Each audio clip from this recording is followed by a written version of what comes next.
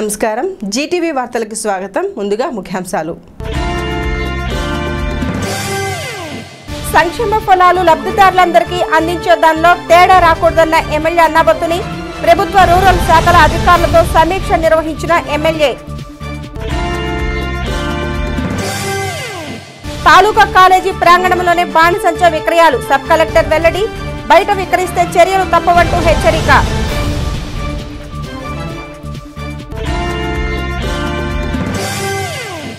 ఇసుక కొరతపై ఆందోళనకు సిద్ధమవుతున్న టీడీపీ మార్కెట్ సెంటర్లో శుక్రవారం నిరసన చేపట్టనున్నట్లు కుద్దూస్ వెల్లడి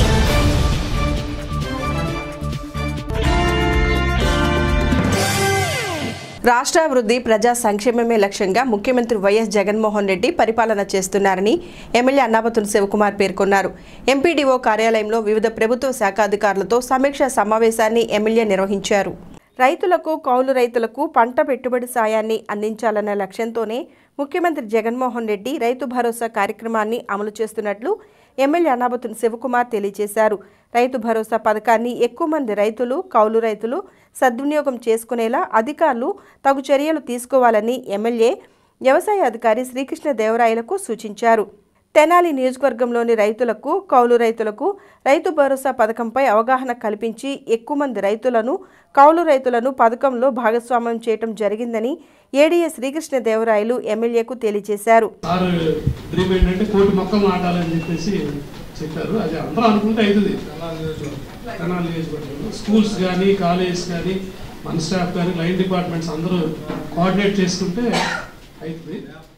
అదేవిధంగా ముఖ్యమంత్రి అర్హులైన ప్రతి పేదవాడికి ఇండ్ల స్థలాలన్నీ అందించే కార్యక్రమాన్ని వేగవంతం చేయాలని ఎంఆర్ఓకు ఎమ్మెల్యే అన్నాబత్తుని శివకుమార్ సూచించారు. ఈ విషయంపై ఎంఆర్ఓ కె రవిబాబు మాట్లాడుతూ గ్రామ వార్డు సభలలో సుమారు 3,000కు పైగా ఇల్లు రేషన్ కార్డు తదితర వంటి వాటి కోసం దరఖాస్తు చేసుకున్నట్లు ఆయన తెలియజేశారు. కాగా సమీక్ష సమావేశంలో పలు శాఖ అధికారులు వారు చేస్తున్న విధులతో పాటుగా వారి యొక్క సమస్యలను ఎమ్మెల్యేకు ఈ సందర్భంగా ఏకరువు పెట్టారు. 3 లక్షల రూపాయలు అవైలబుల్గా ఉన్నాయి. ఎస్టీ ఏరియాలో డెవలప్మెంట్ కోసం 1,57,000, అలాగే తాగునీటి సౌకర్యం కోసం 4,72,000, ఉమెన్ అండ్ చైల్డ్ వెల్ఫేర్ కోసం 5,90,000 ఉన్నాయి.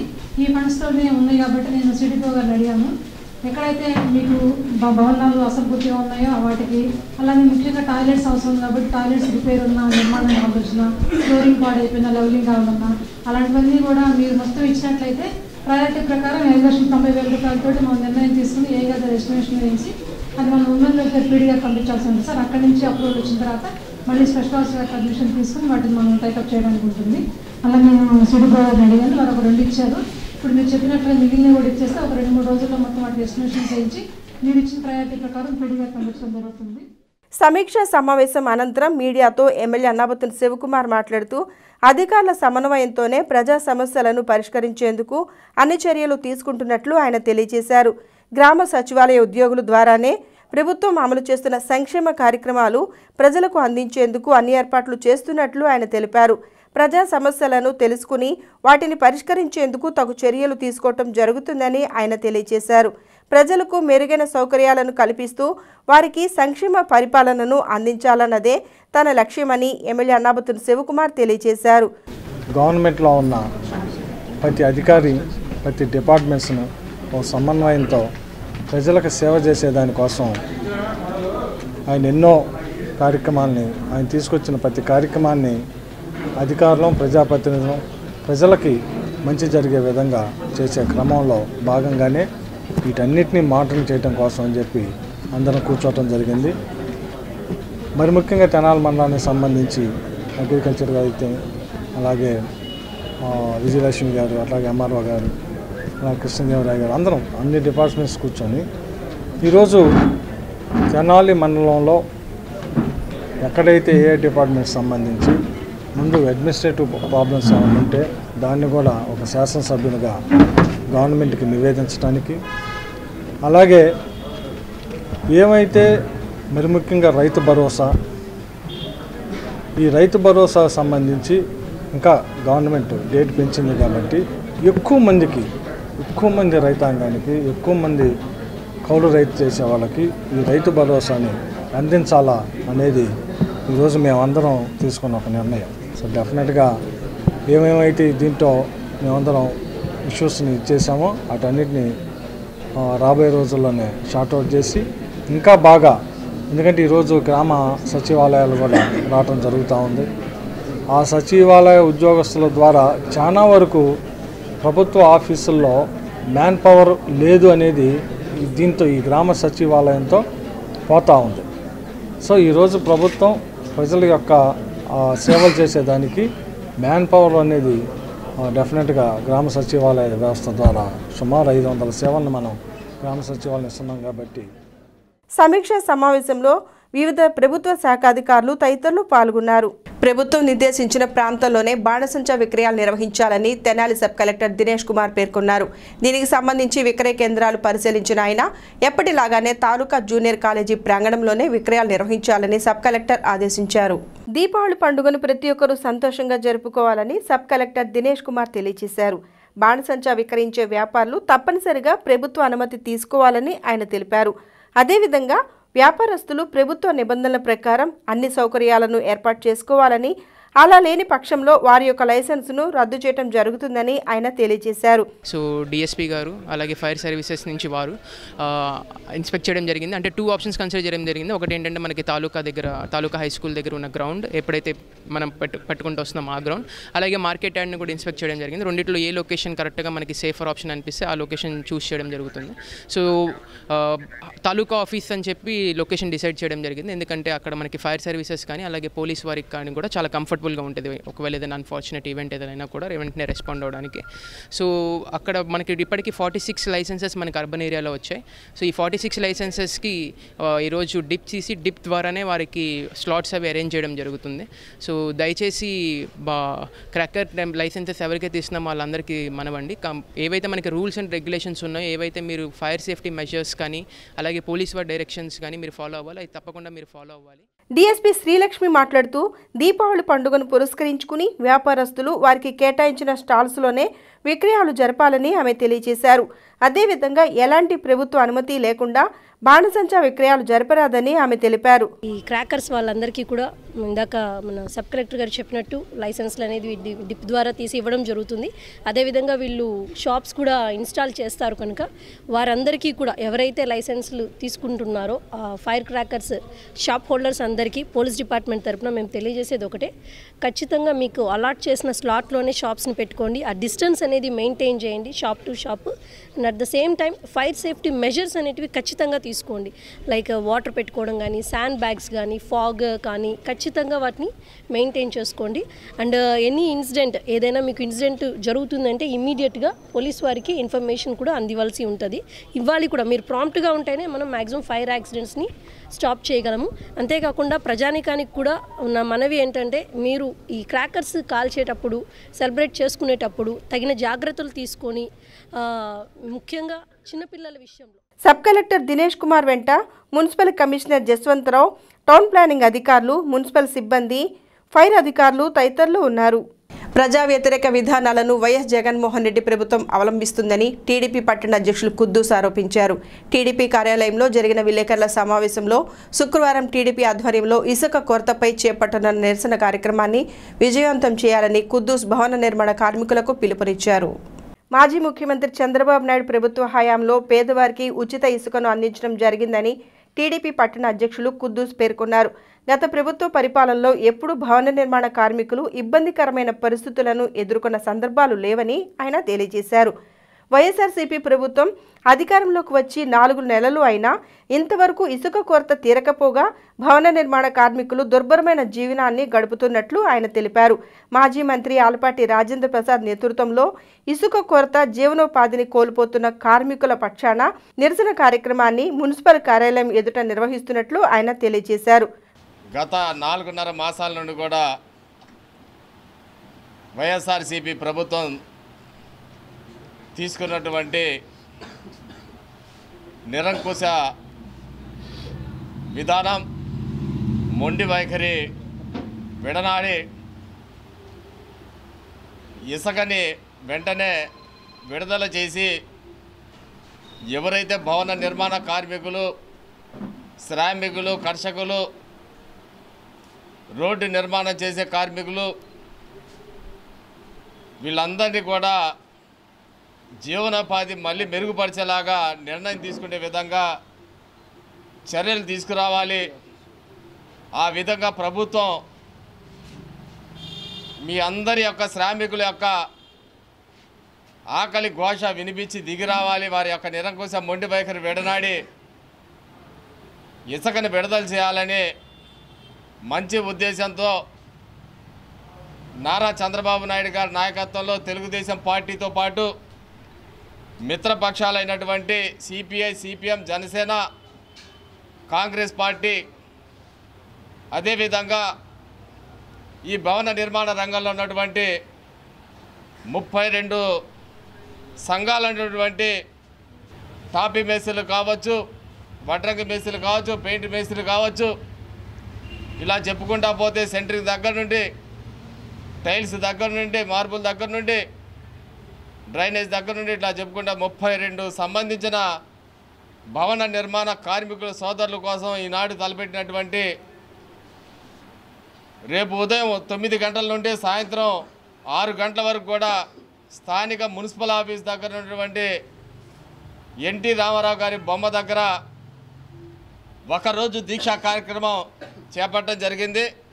ఈ యొక్క కార్యక్రమంలో మిత్రపక్షాలతో పాటు ఈ తెనాలి నియోజకవర్గంలో ఉన్నటువంటి భవన నిర్మాణ కార్మిక సోదర సోదరీమణులు అందరూ కూడా ఇది మీకోసం, ప్రజల కోసం, అంతేకాకుండా ఎవరైతే చిన్నగారు సన్నగారు భవన నిర్మాణాలు చేసుకుంటూ ఇసుక లేక గత 4-5 మాసాల నుండి కూడా నిర్మాణాలు ఆగిపోయినటువంటి మధ్యతరగతి కుటుంబీకులు కూడా బాధపడుతున్నట్టు తీరు మనందరూ చూస్తున్నాం. వారు కూడా ఈ యొక్క కార్యక్రమం రాజకీయ ఉద్దేశంతో పెట్టింది కాదు, ఏ రాజకీయ స్వలాభం కోసం చేస్తుంది కాదు.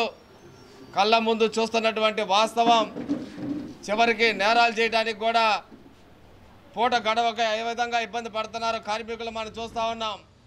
ఆ కార్మికులకు అండగా టీడీపీ నాయకులు వీరమాచినేని వెంకటేశ్వరరావు మాట్లాడుతూ ముఖ్యమంత్రి వైఎస్ జగన్మోహన్ రెడ్డి ప్రభుత్వం తీసుకొచ్చిన నూతన ఇసుక పాలసీ విధానాన్ని ఆయన తప్పుబట్టారు. ఇసుక కొరతను ఈ ప్రభుత్వం ఇంతవరకు తీర్చలేకపోయిందని ఆయన తెలియజేశారు. వ్యాపారస్తులు కావచ్చు, భవన నిర్మాణ కార్మికులు కావచ్చు, ఇవాళ బియ్యం అన్నం తినడానికి ఎలా ముఖ్యమైన అవసరమో ఇసుక కూడా అంతకంటే ముఖ్య అవసరంగా మారిన సంగతి ఇవాళ మనం బాధలు అనుభవించినా కానీ తెలియట్లే మనకి. ఇవాళ రోజునే అధికార పార్టీకి వాళ్ళ ఎజెండా అమలు చేయడానికి చేసుకోవడానికి ఎలా ఇంట్రెస్ట్ ఉంటారో ప్రతిపక్షానికి కూడా సమాజం మీద కొన్ని బాధ్యతలు ఉంటాయి. ప్రజల యొక్క బాధ్యతలు ప్రతిపక్షం కూడా పంచుకోవాల్సిన అవసరం ఉంది ఇవాళ ప్రజాస్వామ్యంలో. అందుకనే ఈ రోజున ఈ భవన కార్మికుల వేతలు తీరడానికి కానివ్వండి, ఇసుక సౌలభ్యం కోసం కానివ్వండి, ఇవాళ రోజున రేపు 25వ తారీఖున జరగబోయేటువంటి ఈ నిరసన కార్యక్రమానికి ప్రజలందరూ పాల్గొని ఇవాళ వీళ్ళందరికీ కూడా ఇది ఒక రకంగా అందరి సానుభూతి కావాలి. భవన నిర్మాణ కార్మికులకు ఇవాళ డబ్బులు రావట్లేదు, జీవనం. సమావేశంలో టీడీపీ నాయకులు రామకృష్ణ మోహన్, కావేటి సామ్రాజ్యం, మల్లవరపు విజయ్ కుమార్, ప్రసాద్, శ్యామ్, సుభాని, శ్రీనివాసరావు, శరత్, కేశవులు, శివ తదితరులు పాల్గొన్నారు. శ్రీ గాయత్రి సేవా ట్రస్ట్ ఆధ్వర్యంలో శ్రీ పద్మావతి కళ్యాణ మండపంలో ధనత్రయోదశి పూజలు నిర్వహించారు. ఈ పూజా కార్యక్రమంలో ఎమ్మెల్యే సతీమణి అన్నాబత్తుని పుష్ప పాల్గొని పూజలు చేశారు.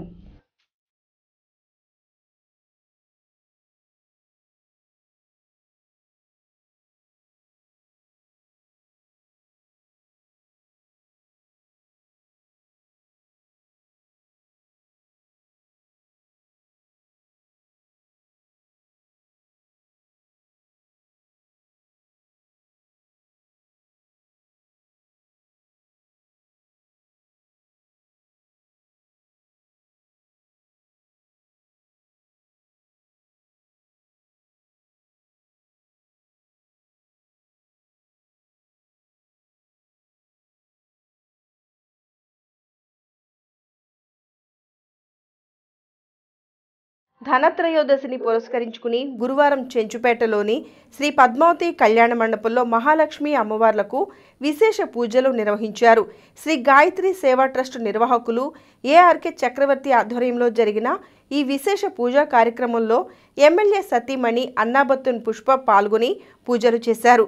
అమ్మవారిని వివిధ రకాల మధుర పదార్థాలతో శోభాయమానంగా అలంకరణ చేసి పూజలు నిర్వహించారు.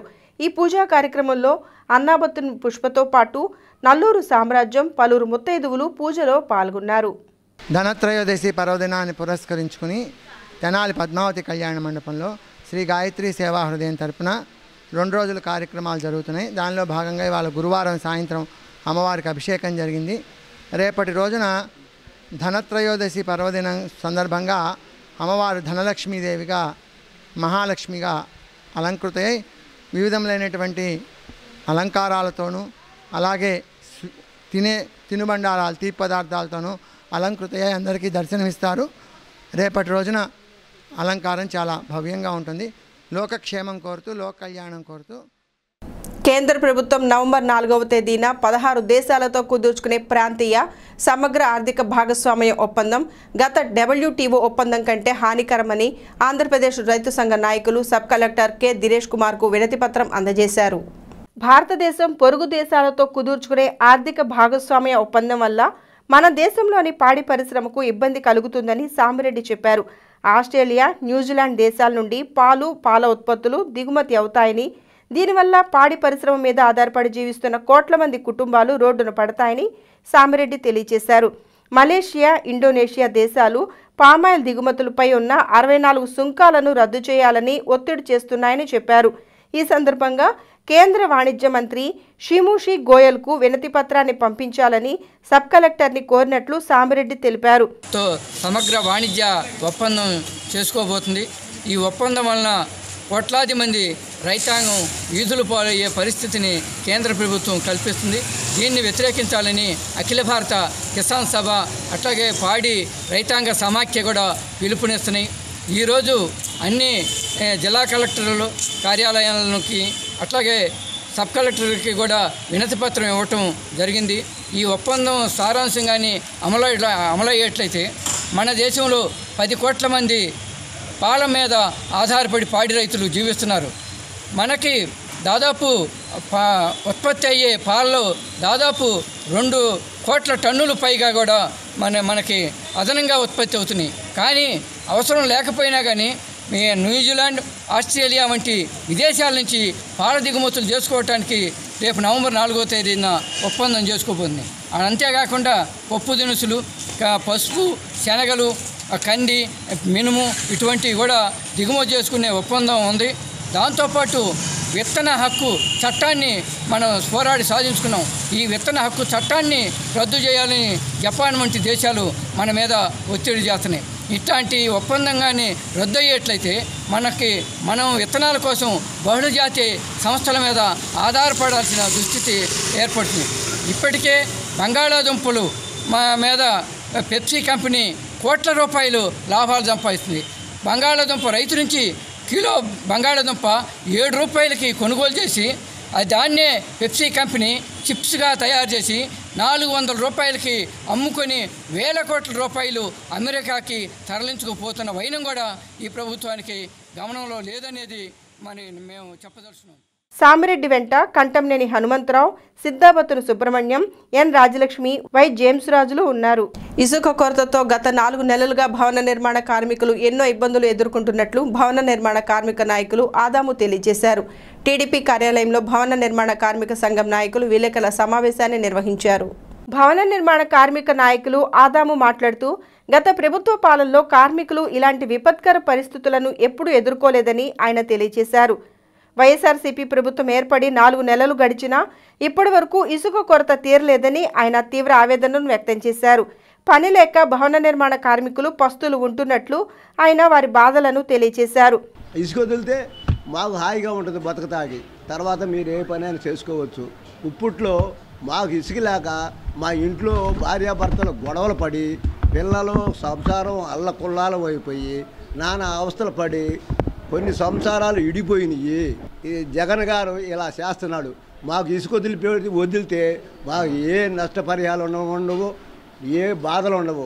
మీరు ఇలా వదలపోతే కార్మికులు అంతా చచ్చిపోతారు. తరపున బాగా మనస్తత్వం గల్లవాడివి ఇలా చేయడం నీకు ధర్మం కాదు. ఈ ప్రజల ఉసురు నీకు ఎంత తగులుద్దో నీకు తెలుసు. అందుకని నువ్వు సక్రంగా ఇసుక వదిలితే మాకు ఏ బాధలు ఉండవు.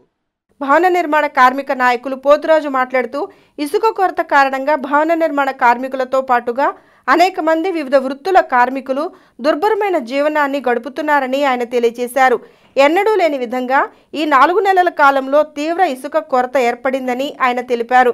శుక్రవారం మున్సిపల్ కార్యాలయం ఎదుట ఇసుక కొరత నియంత్రించాలని కోరుతూ నిరసన కార్యక్రమాన్ని టీడీపీ ఆధ్వర్యంలో నిర్వహిస్తున్నట్లు ఆయన తెలియజేశారు. మాకు ఇసుక మేము అల్లాడిపోతున్నాం. ఏ ముఖ్యమంత్రి వచ్చినా కానీ ఇట్లాంటి పరిస్థితి జరగల ఇంతమడికి.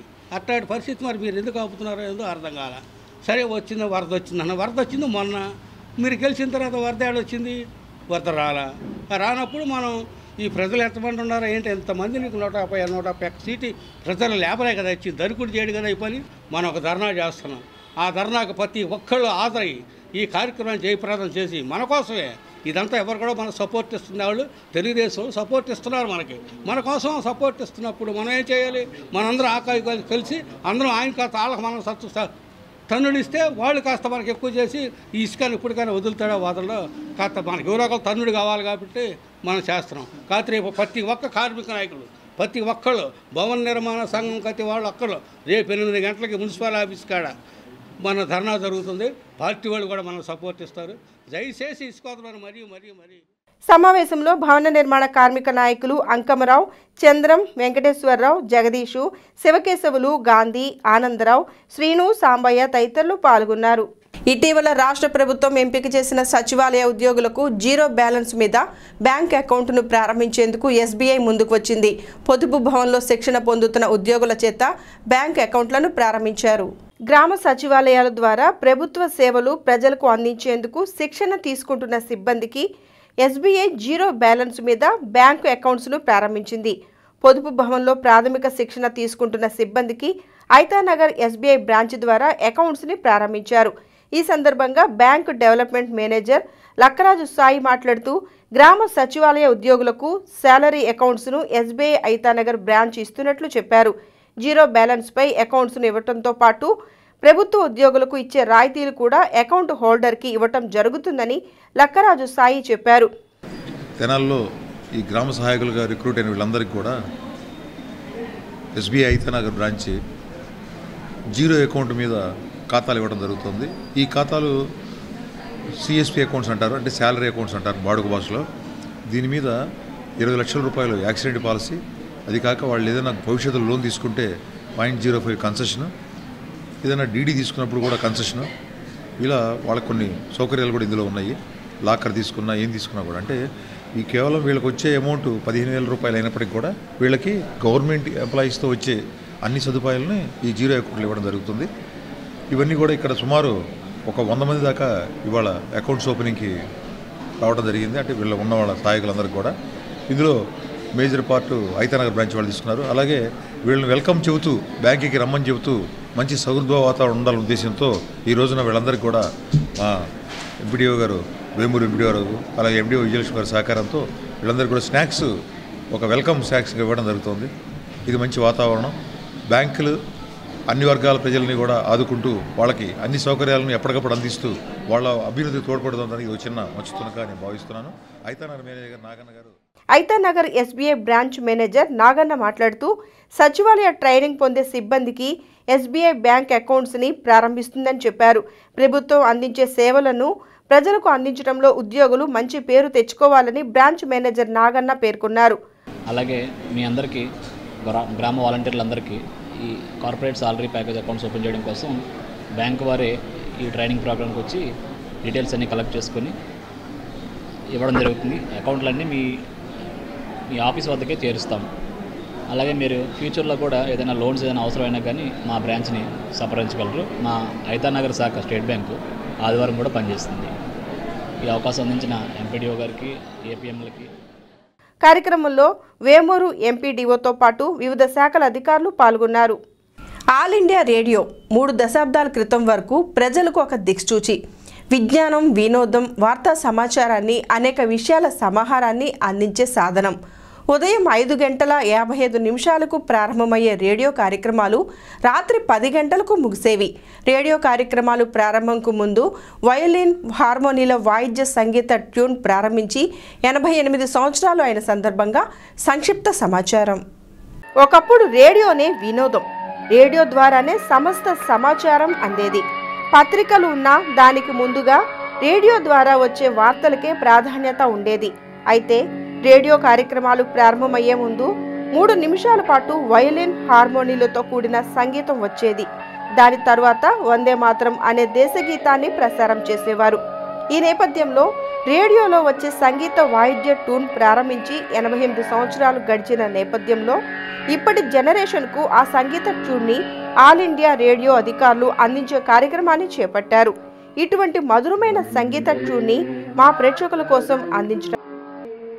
ఎండను కమ్మేసిన కారు మబ్బులు కొండపోత వర్షాన్ని కురిపించాయి. గంటపాటు నిలబెట్టి కురిసిన వర్షంతో ప్రజలు నానా తంటాలు పడ్డారు. ఏకధాటిగా కురిసిన వానతో రోడ్లతో పాటు పల్లపు ప్రాంతాలు నీటితో నిండిపోయాయి. 2 రోజులుగా కురుస్తున్న వర్షాలతో గురువారం సూర్యుడు వెలుగు చూడటంతో ప్రజలందరూ కొంత ఊపిరి పీల్చుకున్నారు.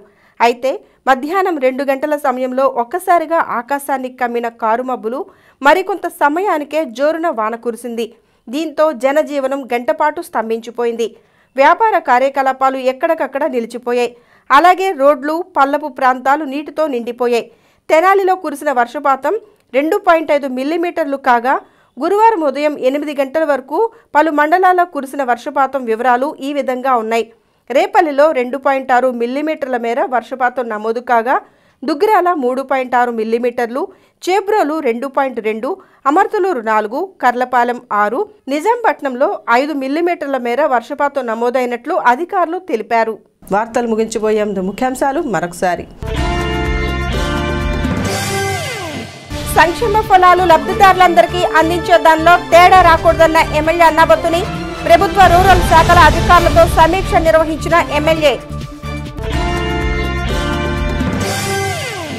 తాలూకా కాలేజీ ప్రాంగణంలోనే బాణసంచ విక్రయాలు, సబ్ కలెక్టర్ వెల్లడి. బయట విక్రయిస్తే చర్యలు తప్పవంటూ హెచ్చరిక.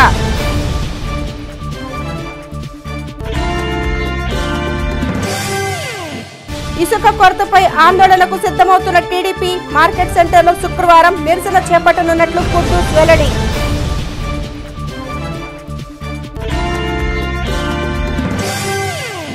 ఈ వార్తలు ఇంతటితో సమాప్తం. నమస్కారం. Hello busy people. సో ఇక్కడ ఒక గంట ఉంది కదా, అది ఇన్ కేస్ మీరు యాక్టివేట్ చేసుకున్నారనుకోండి, నేను చేసే వీడియో అప్డేట్స్, నోటిఫికేషన్స్ అన్నీ మీకు వచ్చేస్తాయి.